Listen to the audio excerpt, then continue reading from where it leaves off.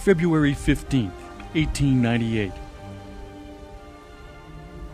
The United States Navy battleship Maine was at anchor in Havana Harbor, Cuba. The officers and crew were trying to get to sleep. It was a hot, humid night. Still, quiet. Too quiet for the officer of the deck, Lieutenant John Blandon. Everything was normal as I made my rounds. Some of the crew were singing on deck. It was dark, overcast, and threatening to rain. I was hoping to have new orders by then, maybe a promotion. It was quiet. So quiet for that harbor. Lieutenant John Blandon, USS Maine.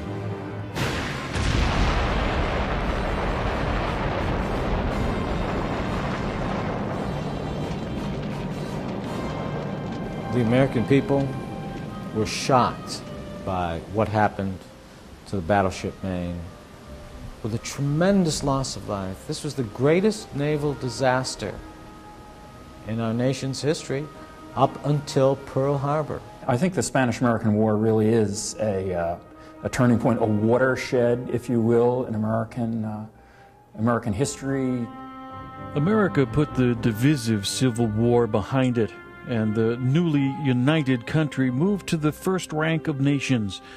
The United States' smashing victory in the Spanish-American War set the stage for many of the crucial events of the 20th century. 100 years later, there are many reasons to remember the Maine.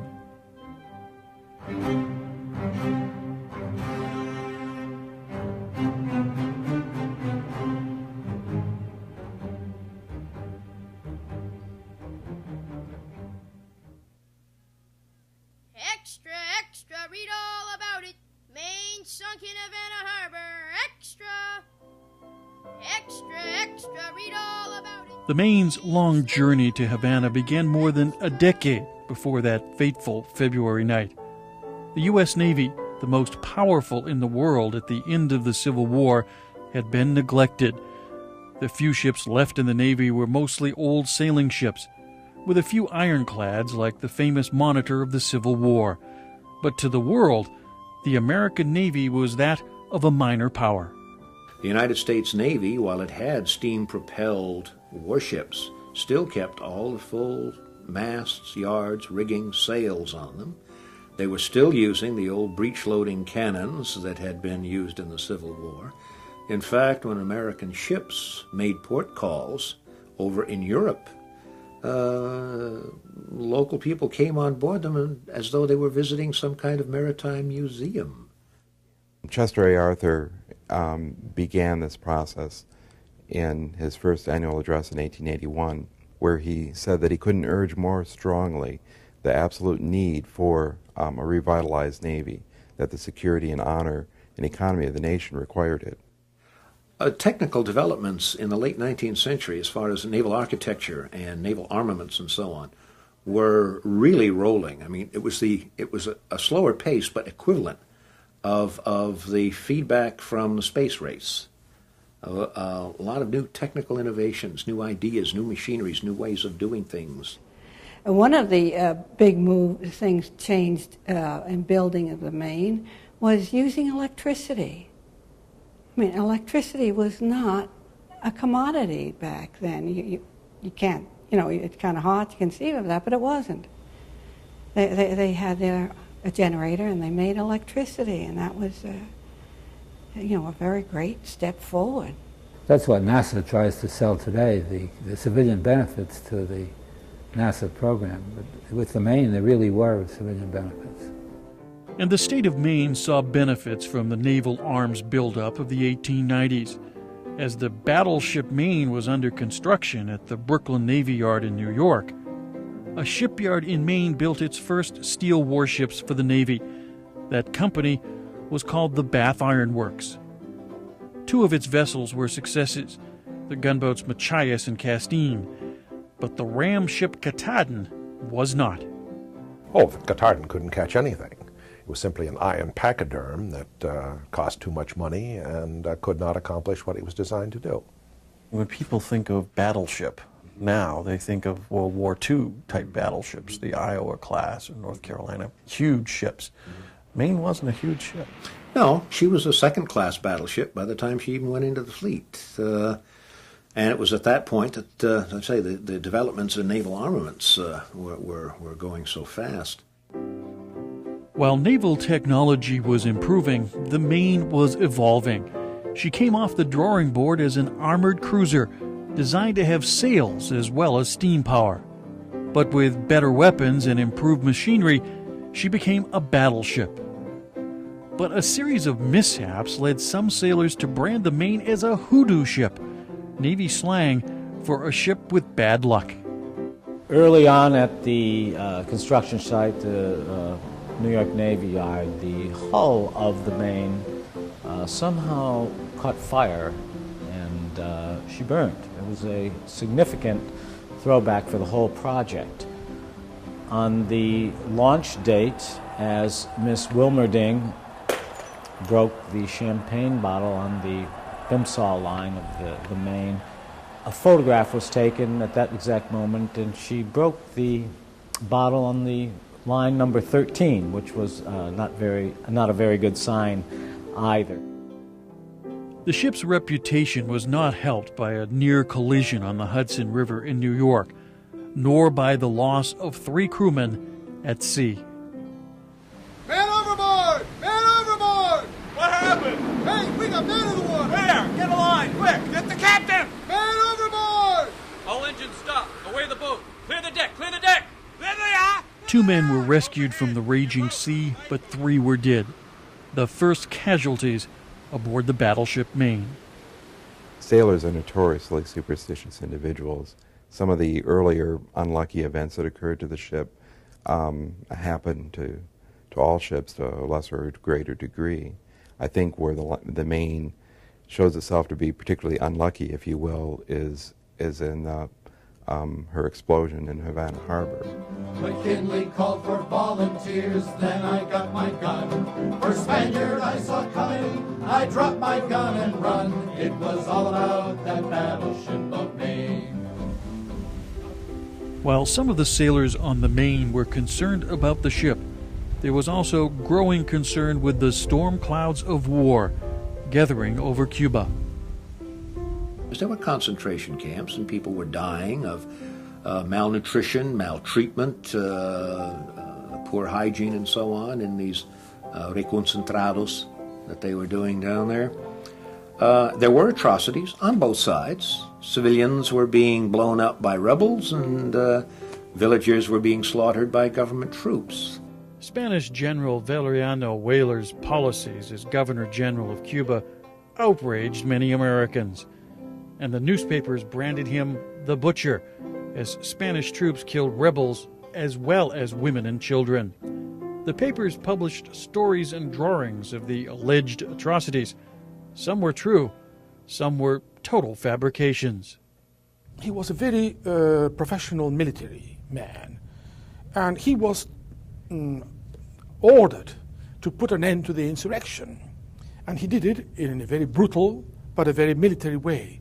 And by the way, it's the same thing that the United States did a few years later in the Philippines and 60 years later in Vietnam.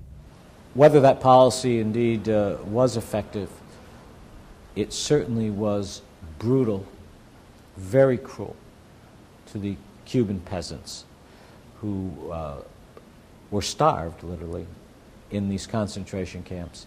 The biggest factor cited typically in the history books is the competition between Joseph Pulitzer and William Randolph Hearst for circulation. And one way to increase circulation is to sensationalize. And so they spent their correspondence down there to investigate what was happening in Cuba under Weyler. Just think of Cuba, trampled, crushed. She strives for liberty. She looks to us and calls for aid. She struggles to be free. Throughout America, there was moral outrage, fueled by the tabloid newspapers in New York. 2 in particular, the New York Journal, owned by William Randolph Hearst, and the New York World, led by Joseph Pulitzer. The papers engaged in a war for readers. The battleground was Cuba. Their lurid stories and sensational headlines earned a nickname: yellow journalism. They searched them thoroughly, even to the length of taking off their shoes and stockings. And 15 minutes later, when at last the three girls stood on the deck of an American vessel, the Spanish officers followed them there and demanded that a cabin should be furnished to them, to which the girls might be taken. They were then, again, undressed and searched for a third time. Richard Harding Davis, The New York Journal. No man's life, no man's property is safe. American citizens are in prison or slain without cause. The horrors of the barbarous struggle for the extermination of the native population are witnessed in all parts of the country. Blood on the roadsides, blood in the fields, blood on the doorsteps, blood, blood, blood. James Creelman, The New York World. But there were solid economic reasons underlying United States policy. America had surpassed Spain as the major trading partner of Cuba. Some of the sugar planters actually sent their kids up here to Westbrook College because the Cubans and Maine had a very close economic relationship. And as a matter of fact, the J.B. Brown fortune, which later melded into the Payson fortune, was based in considerable part on sugar imports into Portland. These people had the most to lose from Spain granting any particular freedom to the Cuban people because they had a very special place in Cuba. They were the bureaucrats. They were the merchants. They didn't want to lose that place. So as Spain began to give more autonomy to the Cuban people, these people, the Spanish volunteers, fought back. Spain has been an American power for 400 years. So we felt very American. We didn't see why the United States should intervene in something so Spanish as Cuba. U.S. businessmen had invested a lot in Cuba, and they were worried about their investments, and they wanted them protected. The other part of the agenda was the imperialists, the jingoists like Teddy Roosevelt and Henry Cabot Lodge, who saw this as an opportunity to acquire an empire. And Jose Marti, the Cuban patriot, who touched off those embers again in '95, stimulated in part by an economic downturn in Cuba. And so they started a new war for independence, 1895, this time supplied quite powerfully and very usefully by Cuban exiles in Key West, New York, and other places in the United States. And while the revolution was gaining momentum in Cuba, the battleship Maine was coming to life.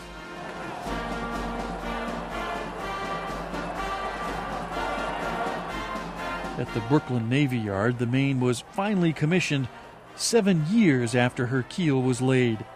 The Maine's first captain was A.S. Crowninshield.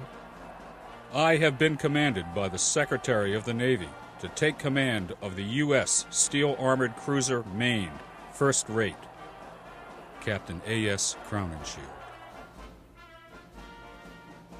While we stood at attention for hours, the captain and some of the officers did not arrive until just before the ceremony. My new ship is impressive. I can't wait to move aboard. Seaman Ambrose Ham, USS Maine. The armored cruiser Maine was re-rated as a battleship, second class, shortly after commissioning. But crew members found life aboard a battleship little different from life on any Navy ship. Life on board Navy ships in the 1890s exactly parallels life on board ships, American warships today.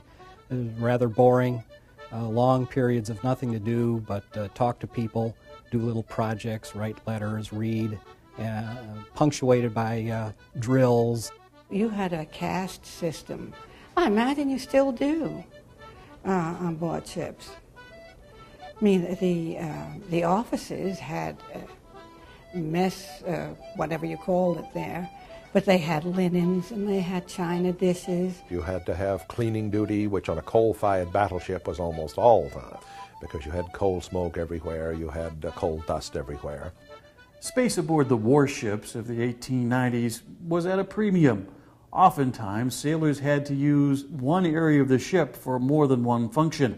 For example, after eating at these tables, they then folded up the tables and unrolled the hammocks for the night. Some of the crewmen who played instruments would find a spot on the deck and strike up a tune, and others would gather around and listen. Some would start dancing. By 9 p.m. they would call for taps, and the crew were supposed to go below and bed down for the evening.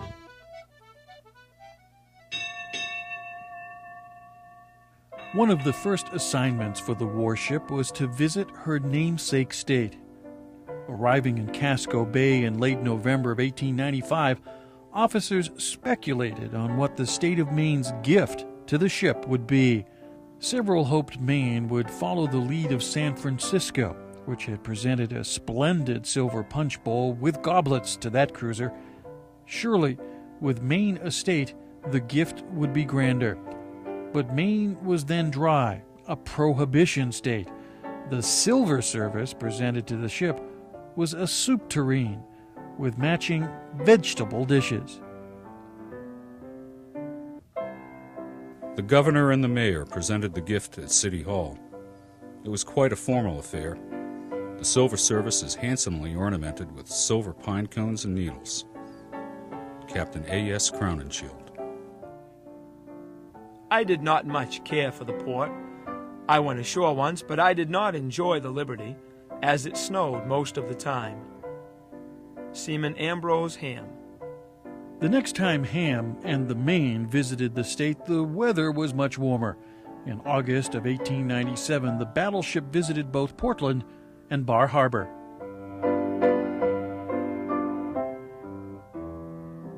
The battleship Maine often anchored here in Key West Harbor, particularly under the protective guns of Fort Zachary Taylor.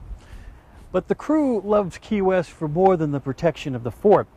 They loved to take shore leave here in Key West.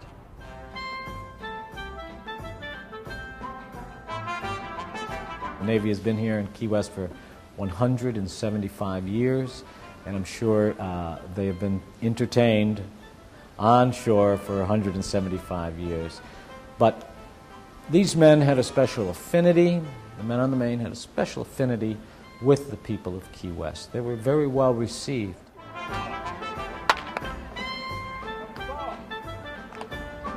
There were a number of teams here, one in particular called the Boys, B-O-Y-S, often played the crew of the Maine. From what we know, the team of the Maine in 1898, January of 1898, was very good, and they did win the North Atlantic Squadron Championship here in a wild game. It was an enjoyable liberty. It was a relief after being at sea. But then it turned cold.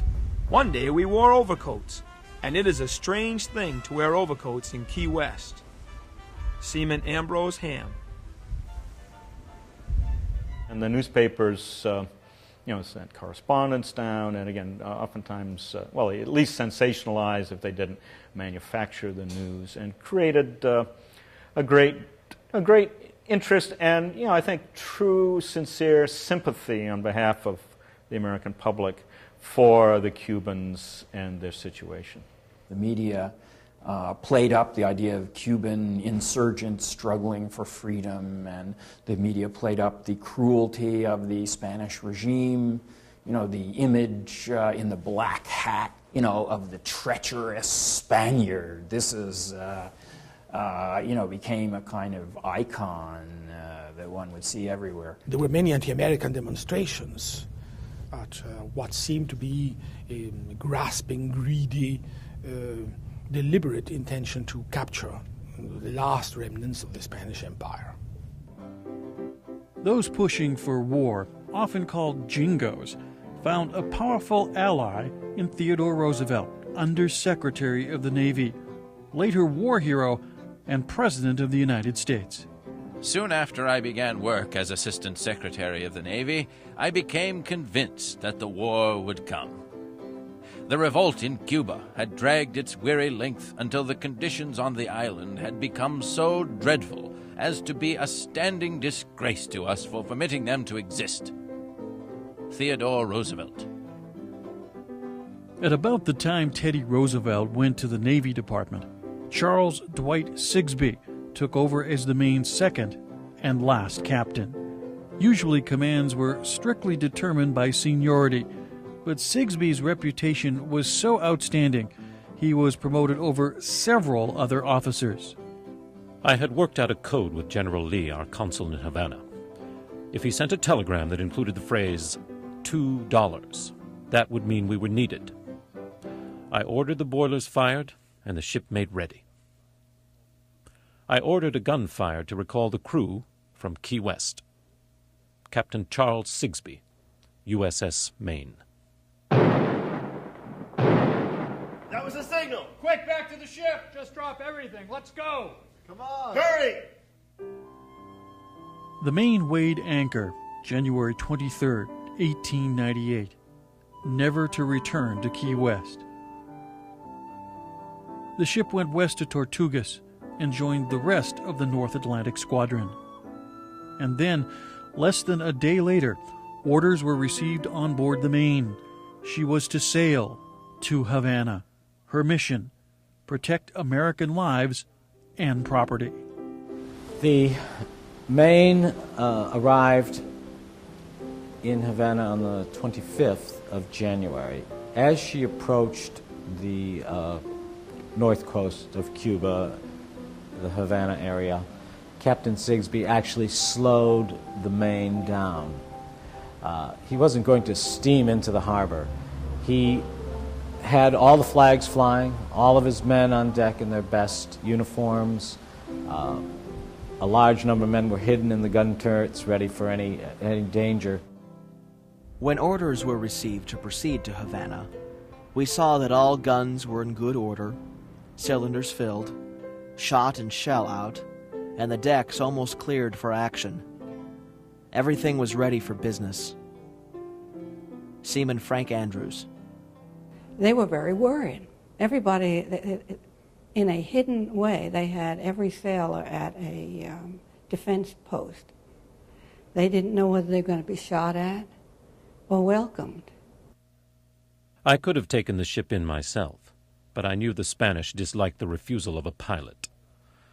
I accepted one as evidence of goodwill. Captain Charles Sigsbee, USS Maine. He didn't want to surprise the people of Havana. He approached the port very slowly, and at a particular time in the morning, 10 o'clock, when certainly the wharf was filled with people and people were out on the shoreline, so they could see him coming from a long way off, and they certainly, as he approached, could take a look at this very proud American vessel and see that its intentions were peaceful. As we steamed in under the guns of Morro, we calculated how long it would take to silence it. Our turret crews were standing out of sight, of course, while the rest of the crew was around the deck. At the first shot from the Spanish, they would have soon found their places. Seaman Frank Andrews. The Spaniards have a couple of gunboats and a cruiser, and there are 2 German gunboats. The guns of Morro Castle are pointed at us as I write. The whole bottom of the harbor is covered with torpedoes, so that if they did not want to let us out, we would not be able to go very well. Seaman Elmer Mealstrup. There were warnings to Sigsbee all the time saying, watch your ship, you're going to be blown up, or terrible Yankees.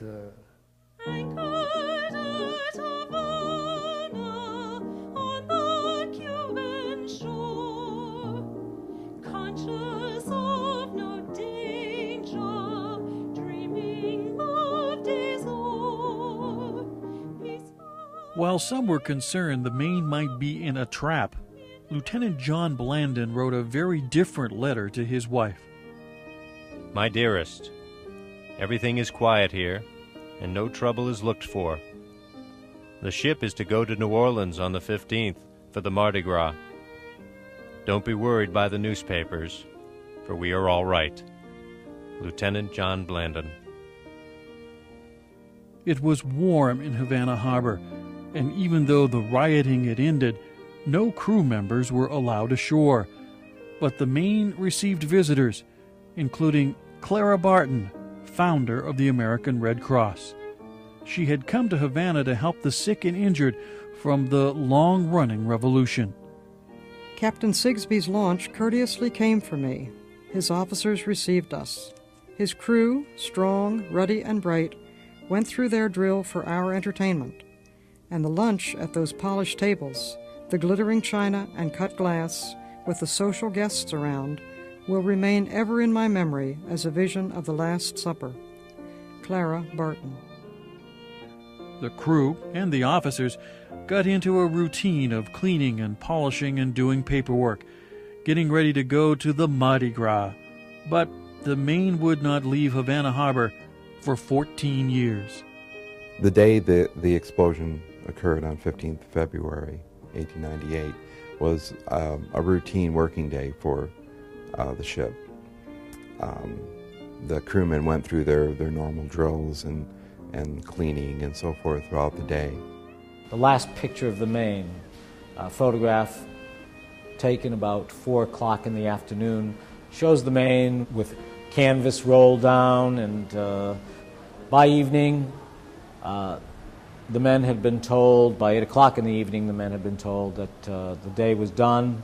It's not very clear, but if you look up in the forward fighting top on the ship, there's a lookout up there. So here on the very day, at the closing hours of daylight, they still had a man aloft watching the ship and watching small boats coming and going. So they were ready and but nervous, I think. I went up to see Mill, up on the bridge. Quartermaster Millard Harris. He was from Maine, Booth Bay Harbor, I believe. We took turns brewing coffee, and I asked him if he was going below, or did he want me to do it. He says, well, it's a little early yet. Better we wait a while. So I went down myself to see if there was any coffee already brewed, and there was some in the galley. Seaman Ambrose Ham. Captain Sigsbee often spent time in the admiral's cabin. No admiral was aboard the Maine, and it gave him some extra space to work in. It was in the admiral's cabin that he was writing when the battleship Maine blew up. I laid down my pen to hear the notes of the bugle, which were singularly beautiful in the oppressive stillness of the night. The bugler, Newton, who was given to fanciful effects, was evidently doing his best. During his pauses, the echoes floated back with distinctness, repeating the strains fully and exactly. Captain Charles Sigsbee. By about 9:40, some of the men were probably asleep. Some were sitting around talking, laying around talking. Some of the men were not sleeping in their proper bunks. They had sought out little secret places where it might be a little cooler or maybe a little more private for them to sleep. So they were scattered here and there forward in the ship.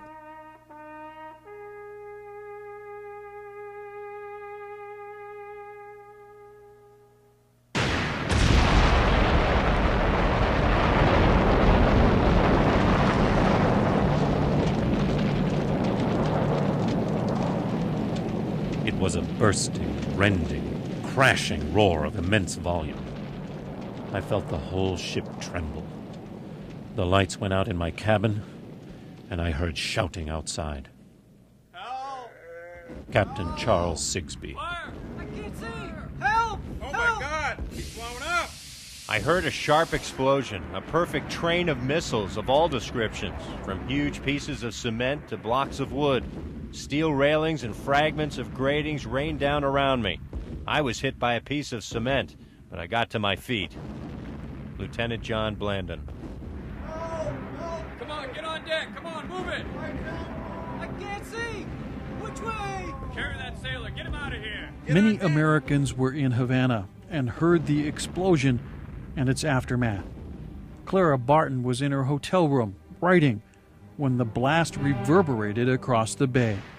Suddenly the table shook from under our hands. The great glass door on the veranda, facing the sea, flew open. Everything in the room was in motion or out of place. The deafening roar was such a burst of thunder as perhaps one ever heard before. Off to the right, out over the bay, the air was filled with a blaze of light. Clara Barton. Harper's Weekly correspondent George Bronson Ray was relaxing at a bar near the harbor. He rushed to the waterfront after hearing the blast. There were great masses of twisted and bent iron plates, and beams were thrown amidships. The bow had disappeared. The foremast and smokestacks had fallen. The mass of wreckage amidships was on fire. George Bronson Ray, Harper's Weekly. One of the smokestacks was lying in the water on the starboard side. I could see white forms on the water and hear faint cries for help. With the fire threatening the forward magazines, I ordered the men to the boats. Captain Charles Sigsbee. The men had been crushed by timbers, cut by iron, scorched by fire, and blown sometimes high in the air, sometimes driven down through the red-hot furnace room and out into the water senseless. Their wounds were all over them, heads and faces terribly cut. Clara Barton. I sent a telegram to the Secretary of the Navy. Maine blown up in Havana Harbor at 9:40 tonight and destroyed. Many wounded and doubtless more killed or drowned. Wounded and others on board Spanish man-of-war and Ward-Line steamers. Send lighthouse tenders from Key West for crew. Public opinion should be suspended until further report. All officers believed to be saved. Jenkins and Merritt not yet accounted for. Many Spanish officers, including representatives of General Blanco, now with me to express sympathy. Captain Charles Sigsbee. 250 men lost their lives that evening. And, of course, the Maine, within 15 minutes, had sunk to the bottom of the harbor. It was a great American tragedy. The wounded were treated in Havana. Some were transferred to Key West. Several died and were buried there. Townspeople commissioned a statue for the cemetery, one of hundreds of memorials to the Maine. And shall our country let it pass, this deed of foul intent? And shall our country dare believe it was an accident? Out upon the craven ones, so deaf to honor's law. America has willing sons to avenge her wrongs in war. Spain offered. First, the United States refused to have this investigation done jointly because, as Teddy Roosevelt pointed out to President McKinley, nobody in the United States would have believed a joint commission. But then Spain offered an international investigation, and the United States turned that down too. So an international investigation would have been unimpeachable. But you know, at that time, when the Maine exploded, the war had started. Nobody could have stopped it. The news of the sinking of the Maine caused protests in the streets, not only in the state of Maine, but across the country. Marchers demanded the Spanish pay for what most everyone believed was a deliberate act of war. Army and Navy recruiting stations were swamped with men seeking to join up and beat the Spanish. And in many communities, across both the North and the South, grizzled veterans of the Civil War tried to enlist as they displayed their medals. But President McKinley was not so sure. He ordered a Navy court of inquiry and personally chose its members. War became inevitable.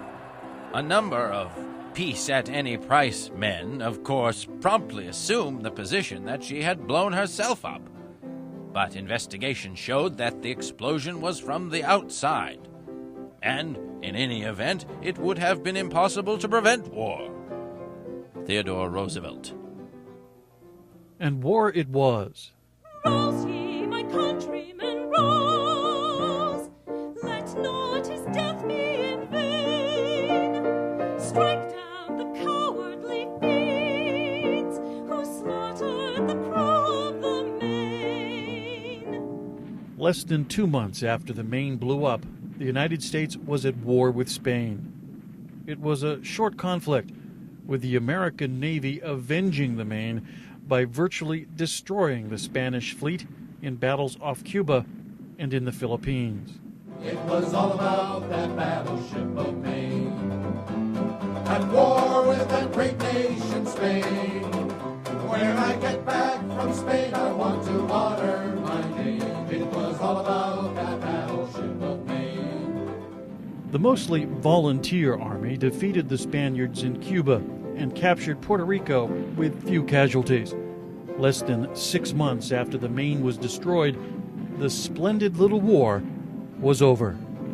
At war with that great nation Spain. Remember the Maine! When I get back from Spain, I want to honor my name. It was all about that battleship of Maine.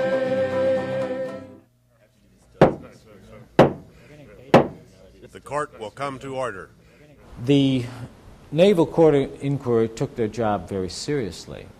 They began on February 17th, quickly moved to Havana for on-site inspection, and under the commands of Secretary of the Navy, they were given free rein to question whatever individual, whatever crew member, whatever support they needed was given them to conduct that inquiry. After the Court of Inquiry completed its investigation of the wrecked battleship Maine in Havana Harbor, they moved the investigation back to Key West, first meeting in the Customs House. And then they moved the investigation here to Fort Zachary Taylor, where the entire crew, the survivors of the battleship Maine, were assembled to give their testimony to the court. Is there present any officer or man who has any complaint to make or fault to find with any officer or man belonging to the Maine as to the care or guarding of that ship in the harbor of Havana previous to her destruction on February 15, 1898? If any such officer has complaint to make or fault to find, let him step to the front. No one having stepped forward, this court is adjourned. Lieutenant Commander Adolph Merricks, member of the Court of Inquiry into the loss of the USS Maine. They began by believing that it had been an accident on the Maine, and they were appointed because the government would have wanted a finding of an accident, because that would have avoided war. But Sampson misread the debris that he could see from the top of the ocean. A piece of the bottom of the ship was raised above the water, raised 40 feet. And to him, that could only have come from a mine under the Maine at that point. Once she was moored there, it would have required someone, somehow, to get an explosive device underneath the ship to cause the kind of damage that happened. And there's no evidence that any such activity occurred. At least, none has been revealed. There's always the possibility that somebody pulled it off. If you really want to get to something or to somebody, you can figure out a way to do it. You had substantial systems of mines in place in our own country. And Fort Knox, for instance, down here in the river, had a minefield right onto what is now the Waldo Hancock Bridge. So that all you really had to do under the circumstances was push a button and the mine blew up. And so you had that kind of technology. It's a question simply of somebody getting their hands on one of these, putting it underneath the anchorage at this point, and then being able to touch it off with an electronic device from shore. Admiral Hyman Rickover is best known as the father of the Navy's modern submarine fleet. But in the 1970s, he became fascinated by the unsolved mystery of the destruction of the Maine. He decided to apply modern methods of research to the findings of earlier Navy studies. We say that a coal bunker fire is the most likely source of the explosion of the ship's magazines. No one disagrees that that portions of the forward magazines of the Maine exploded, and that's what created the huge devastation and loss of life in the ship. The question is, what caused those magazines to explode? And we concluded that the most likely mechanism for causing the forward magazines to explode would have been a coal bunker fire. I spoke with an ordnance expert a while ago regarding this, and he pointed out that black powder ignites at between 400 and 500 degrees. That wood, like the wood frames that the ordnance would have been stored in the magazine, combusts at about 500 degrees, not below that. The bulkhead on which the wooden frames were joined would have to have been extremely hot, perhaps white hot. It can ignite very rapidly. In less time than between when the Maine's bunkers were checked and its magazines were checked and the explosion occurred, there was ample time for a fire actually to start and to heat the bulkhead and to ignite the contents of the magazine. The other problem, and they knew about it at the time, was that the fire alarms or the temperature sensors that they put in the bunkers trying to detect these fires before they got out of hand didn't work very well. Those bulkheads were made of steel. If there had been a fire on the other side of it, it would clearly have been noticed. The explosion occurred somewhere in this area forward of the battleship, approximately at frames 16 to 18. At that point, the First Naval Court of Inquiry found an indentation in the bottom of the harbor that indicated an explosion external to the vessel that, of course, made a hole in the harbor floor itself, and probably was the cause of the Maine being lifted in the bow area.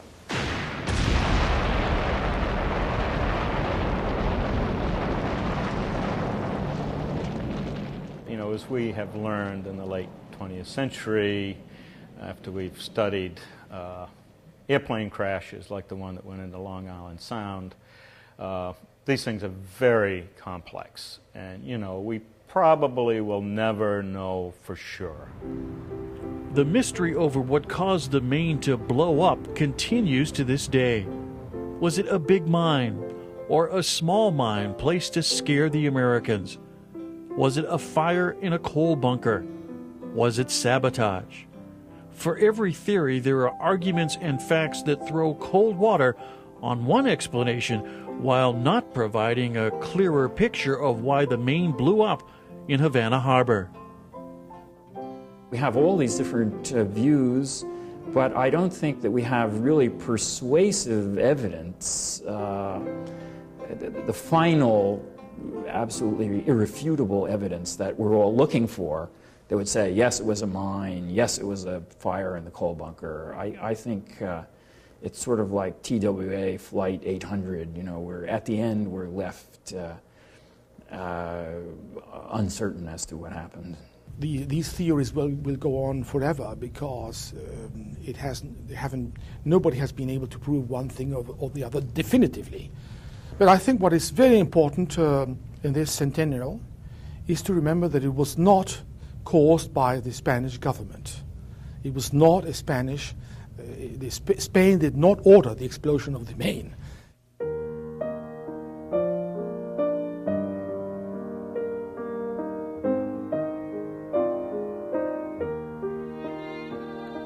After the Spanish-American War, veterans groups agitated for the Maine to be refloated in Havana Harbor.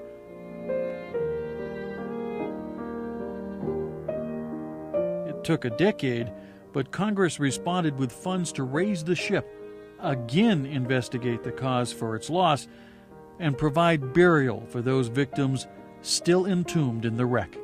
A huge cofferdam was built around the Maine.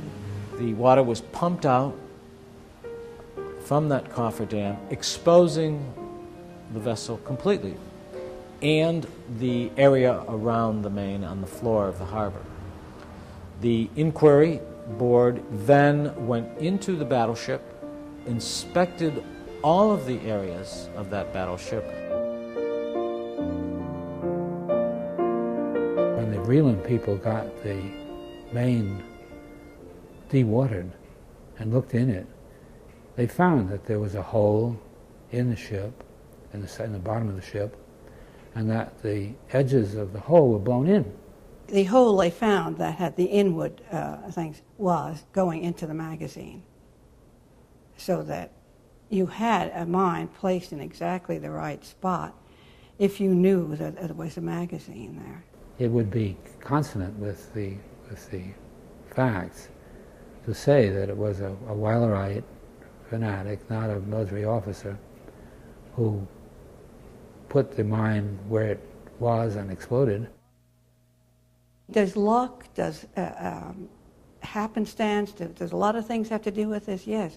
And it could just be that it was never intended to do what it did. After carefully inspecting the dewatered wreck, the so-called Vreeland Commission concluded a mine had caused the Maine to blow up.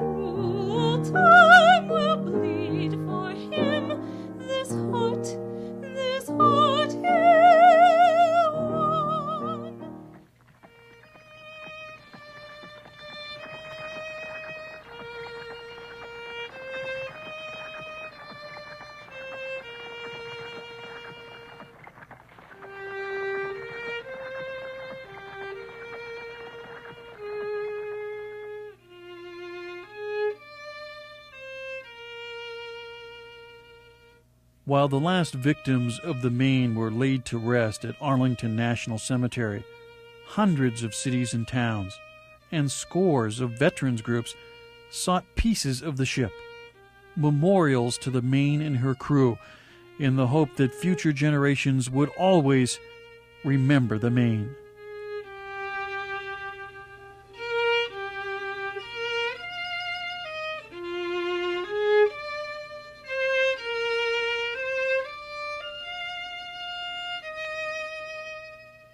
The ship was enigmatic. Everybody wanted a piece of the action. The bow crest, of course, wound up in Bangor. The mast wound up down in Arlington, if I'm not mistaken. And various other pieces of the ship have found their way into parks and other facilities throughout the country. Remember the Maine. The people of this country certainly did remember the Maine, and communities everywhere. Few recognized at the time that the phrase, "remember the Maine," would go down in history. While generations forgot about the war it spawned, the battleship Maine has been remembered for that phrase. Its popularity was only enhanced when a new naval tragedy hit the United States, and "Remember Pearl Harbor" became the cry across the nation. Gone to the last long sleep, down in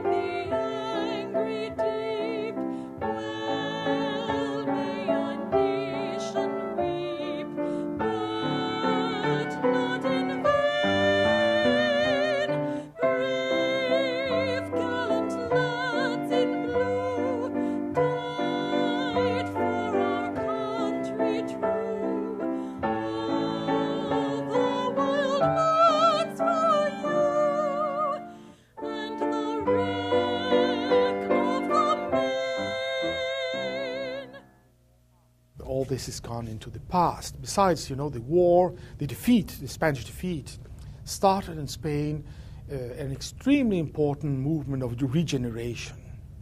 And so the attention of the intellectuals in Spain, the attention of any cultivated person, was devoted to see what was wrong in Spain, what had been so wrong in Spain that we had suffered such a terrible defeat. The United States felt that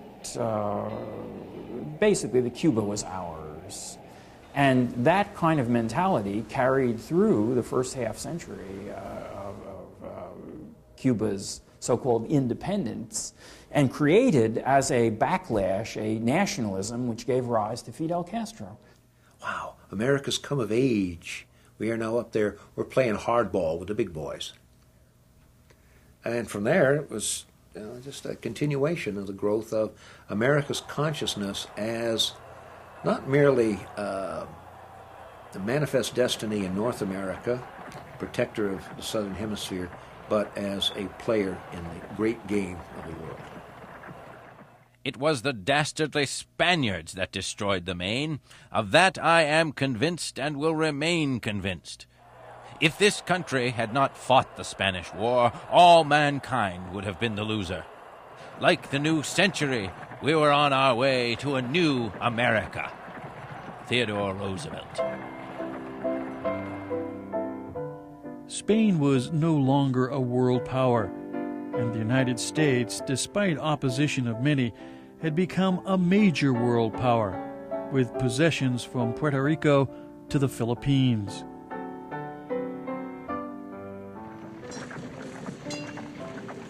America was no longer the source of raw materials for other nations.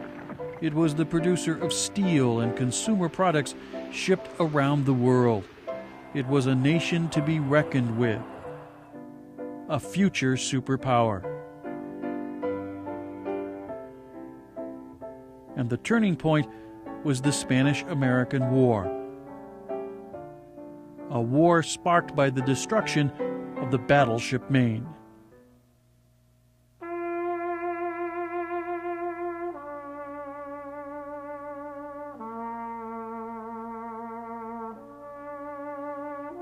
On March 16, 1912, the hulk of the once proud battleship Maine was towed from Havana Harbor to her final resting place, beneath the sea.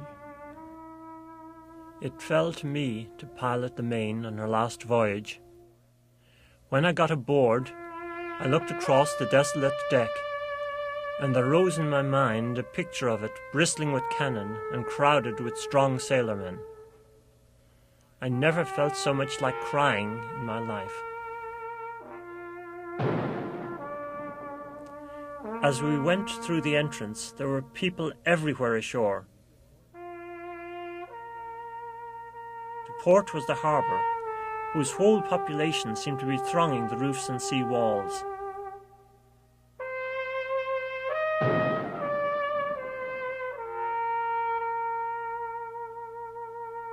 I took one last look around me. Then I signalled the pilot boat to come alongside, dropped into it, and waited for the end. Johnny O'Brien, pilot.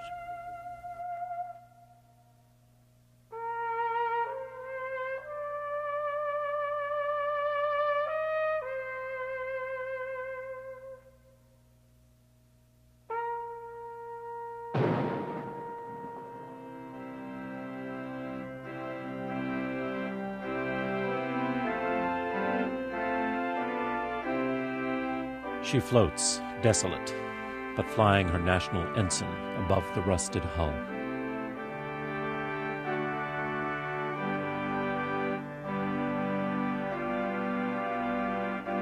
Again and again the waves incline her very gently.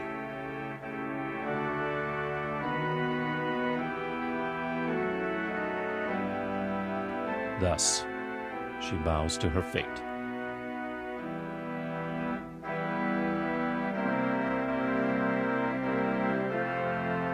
At last she pauses for a moment on her deepest incline and then glides down to her eternal grave. Admiral Charles Sigsbee.